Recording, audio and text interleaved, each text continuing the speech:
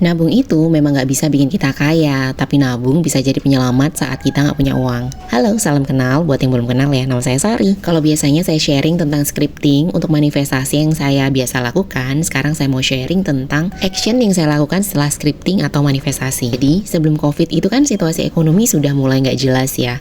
Kerjaan suami sudah mulai mandek dengan berbagai masalahnya, terutama kewajiban yang harus dibayar. Waktu itu saya pikir saya harus bikin sesuatu, mulai keluar dari zona nyaman, bikin sesuatu yang setidaknya bisa untuk mencukupi kebutuhan sehari-hari. Hasilnya sedikit gak apa-apa, tapi konsisten. Menurut saya nih ya, ajaibnya saat kita tuh sudah meniatkan hati untuk melakukan sesuatu atau untuk manifest itu, entah bagaimana ya, tahu-tahu kita dapet aja idenya. Tinggal kita yang mau ngelakuinnya atau enggak. Nah, pada suatu hari kami tuh makan pempek buatan teman yang menurut kami tuh lumayan enak.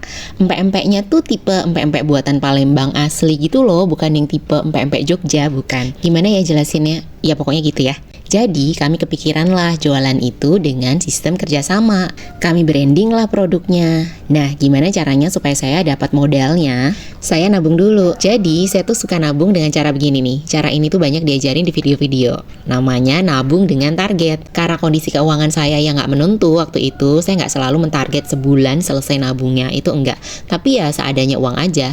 Sisa uang belanja dari suami biasanya. Jadi nabung dulu sambil kami bikin rencana-rencana kayak misalnya packagingnya gimana, namanya apa, nanti dijualnya sistemnya kayak gimana, gitu-gitu deh. Waktu awal modalnya gak gede kok, cuman butuh 500.000 sampai 1 juta aja. Begitu penghasilan mulai masuk, walaupun sedikit, saya tetap tabung dengan cara begini juga. Sampai kebeli alat vakum dan freezer waktu itu. Yang pengen tahu gimana caranya saya dapat customer, saya udah pernah sharing nih di video. Begitu modalnya sudah balik, tinggal menikmati keuntungan. Nah, keuntungannya itu saya tabung lagi dengan sistem begini juga. Tapi nggak saya masukin ke tabungan biasa, saya masukinnya ke reksadana atau saham buat jaga-jaga kalau nanti butuh atau buat sekolah anak. Nah, uang lebihannya bisa untuk kebutuhan sehari-hari. Jadi begitu teman-teman, salah satu contoh waktu saya action ya. Jadi kalau kita manifest itu nggak selalu yang kita mau tuh langsung ada gitu loh. Seringkali kita butuh action juga. Nah, actionnya bisa macam-macam karena ide-ide yang kita dapat tuh biasanya macam-macam juga. Banyak orang saat manifestasi tuh ngerasa manifestasinya gagal karena tidak percaya pada proses ini.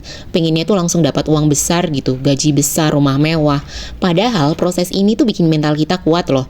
Bikin kita tuh bijaksana dalam mengambil keputusan. Kita jadi bisa mengatur keuangan dengan baik, nggak langsung habis gitu aja. Nggak gampang kena tipu dan bisa bangkit lagi kalau kita gagal. Buat teman-teman yang tertarik dengan manifestasi dan ingin cobain, saya punya jurnal manifestasi. Bisa bantu sebagai guidance. Kalau teman-teman tertarik, bisa klik linknya di bio ya. Ada ebook saya juga, cerita saya terbebas dari kewajiban dalam 3 bulan saja. Linknya juga ada di bio.